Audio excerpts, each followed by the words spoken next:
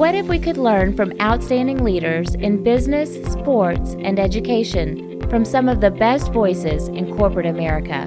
Lighting the Path is a series of interviews with industry leaders whose stories highlight strategies that build purpose-driven cultures, engage and retain top talent, develop drivers that create high-performance teams, and connect people to the vision of your company. Join us to hear from game-changing, talented leaders whose paths make a difference at work and at home.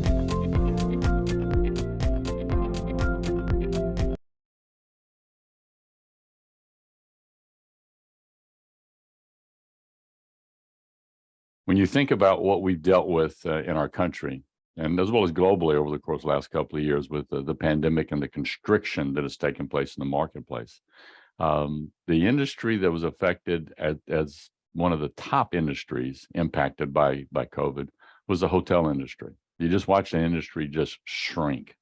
And which led me to want to visit with our guest today, Vimal Patel. And the reason why is because of it's kind of cool to go to work and have an impact on your company, which his company is called Q Hotels, which it manages a portfolio of well-known brands of hotels, Marriott, Hilton, IHG, and Best Western, based in Louisiana. But the reason I wanted to talk to Vimal today for you is the fact that he was selected by the Asian American Hotel Owners Association as the Louisiana Hotel Leader, given the National Award of Excellence. And so when you impact your company, it's one thing, and when you impact your business, it's another. But when you impact your industry, that's something special. So I'm looking forward to visiting with Vimal and talk about what he's experienced in leading his organization over the course of the last couple of years. So Vimal, welcome. Yeah, thank you. Thank you for having me. Yeah, oh, super. Well, let me ask you this: how did you get into the hotel business? Tell us briefly about kind of the start. Was it a family venture, or did you something you took on your own? Yeah, no, actually, when I moved to this country back in '91, my brother had a cousin had a small motel, and so I ended up staying with him, and I was working at the donut shop in McDonald's, and that's kind of how I started.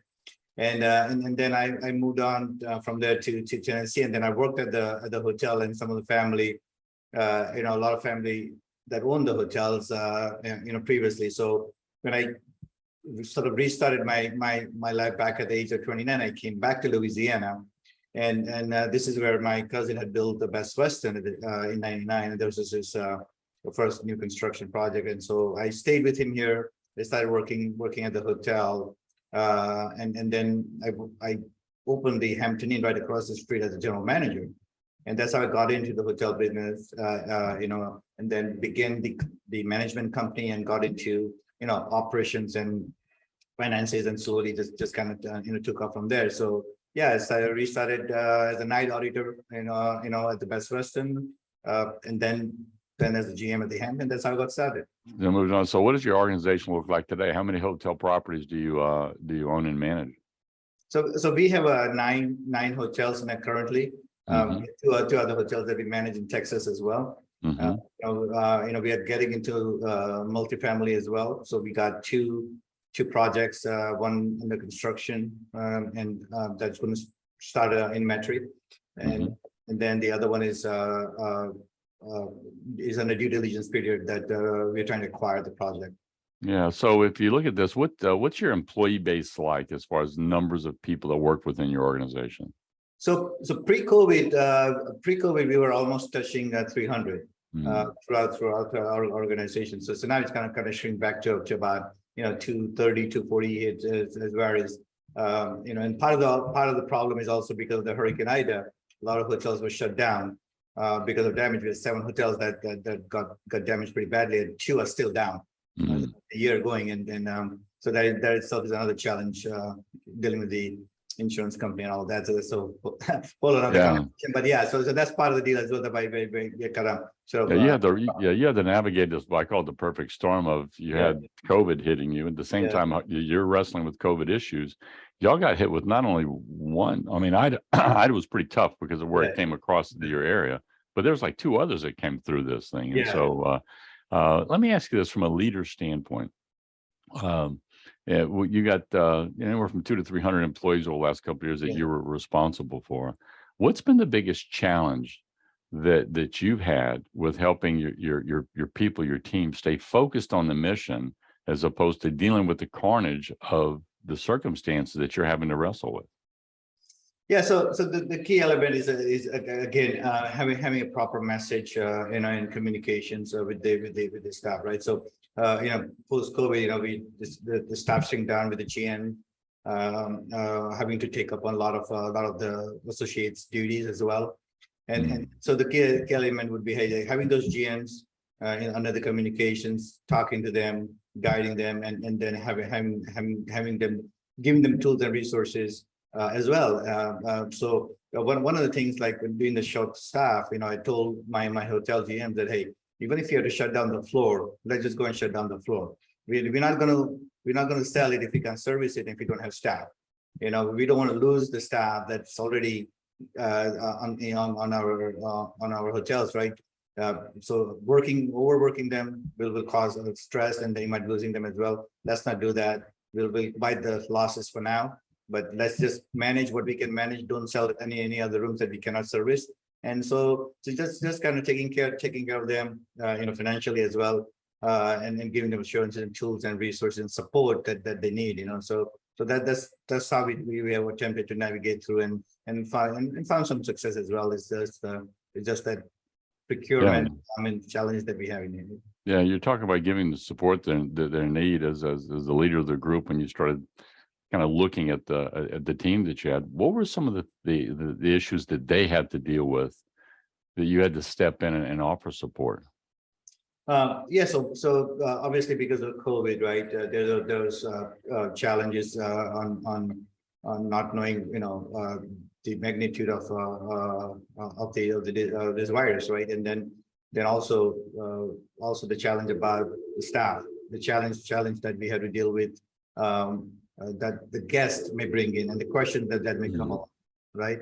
So that those are some of the part of it that we kind of run into this problem, where how to make this problem not necessarily go away, but more resonate and more educations and support.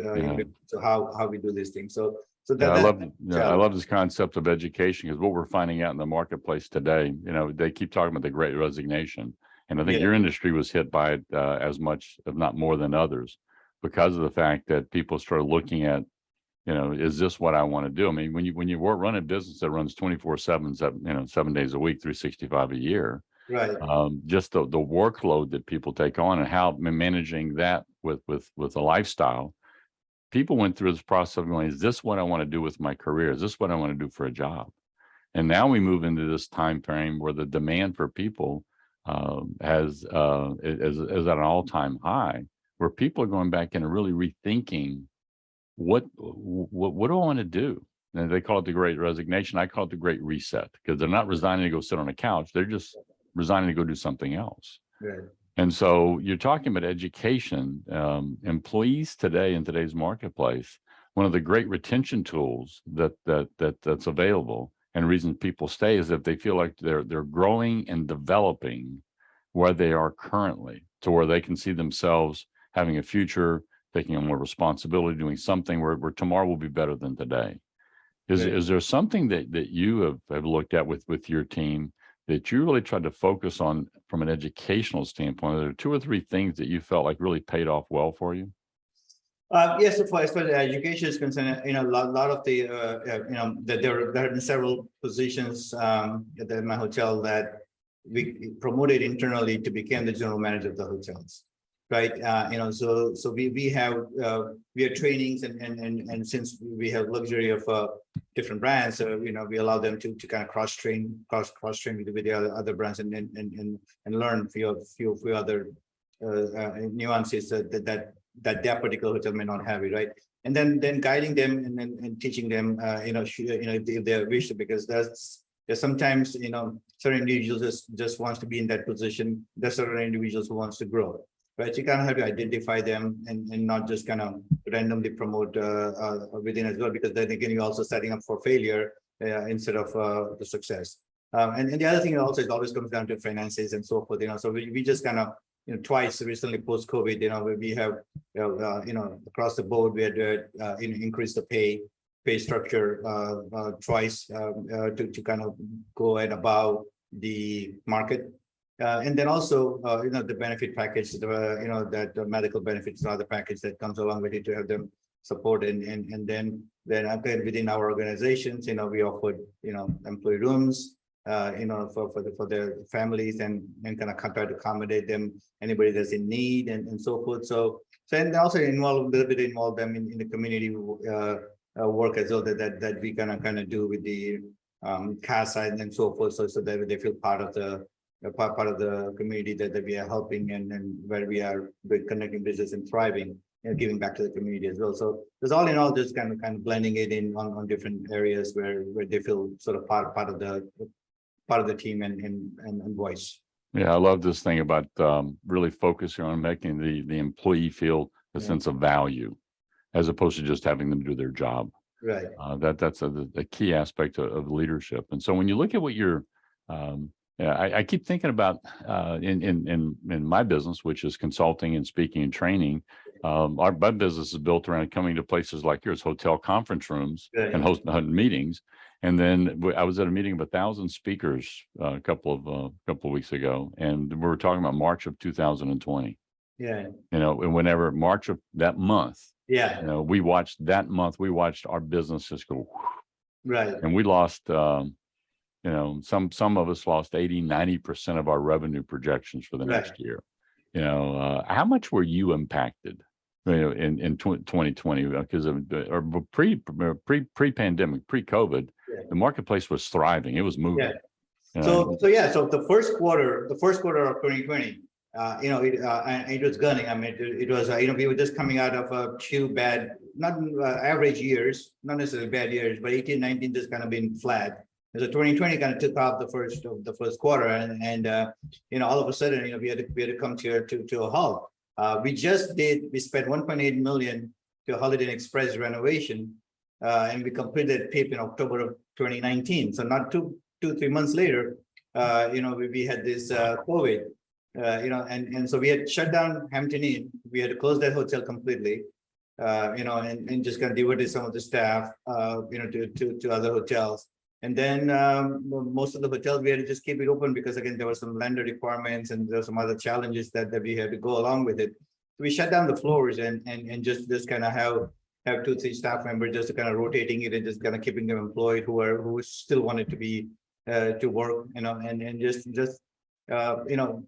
had to go to the bank, the lenders, to get some deferments on the payments, and with the vendors too. We just kind of extended some terms and so forth. So yeah, I mean, it was a huge challenge till end of the fourth quarter of 2020, when a little bit we start seeing uptake in 2021, and then banks started just kind of coming down with that time. So it was financially, I mean, it was a huge challenge. We had to use our line of credit and to keep afloat, and so forth, because we didn't want to cut back on a payroll or any other benefits that we had for the teams, and so we want to continue with that as well. So we try to keep as many team members online as we can, whoever wanted to be. There's some that just wanted to take off and just be at home, and so that was fine, right? So this, but financially it was very draining, frustrating, right? And when you have owner at the top of the food chain, right, you worry about everybody's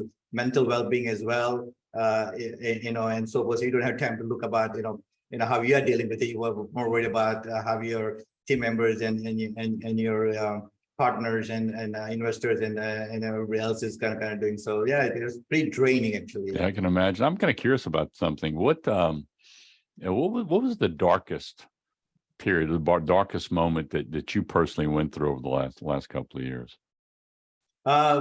So during that COVID time, right, this Holiday Inn Express that we talked about with 1.8 million, the lender would not budge. So we stopped the payment. We stopped the payment for the whole year, and we could not do it. There was absolutely no way with a 5-7% occupancy. There was no way to do that. So what happened was we opted not to pay. and we decided that should the lender come after the asset, then we just turn over the keys, let them have it. And so we told the lender, the CMBS lender, so there's no person that you can talk to, right? Right. So we told them, and then we were ready to walk away, and we then negotiated it, and after going back and forth, and we were able to find some happy medium in 2021. But at the 2020 period, we just had put in 1.8 million in it. That was one of my property, the first property that I was involved in, as the owner, and it's just in our backyard. This is where we live, and it was a tough spot mentally as well as financially as well, and so there's a lot of emotions attached with that property as well, right?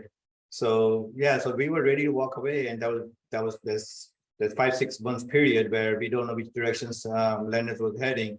It was unknown, so that was pretty. That had to be tough. Thanks for joining us today on Lighting the Path, Strategies for Tomorrow's Leaders. If anything in this podcast speaks to you, if I've challenged you, or if you want to spend time digging into this subject a little deeper, or if you disagree with me, reach out. My contact information is on our website, lightingthepath.net, or email me at mike@mikelejeune.com. Also, look for me on LinkedIn. I'd love to connect our networks. Keep lighting the path for those who choose to follow you. It's more than a responsibility. It's an honor.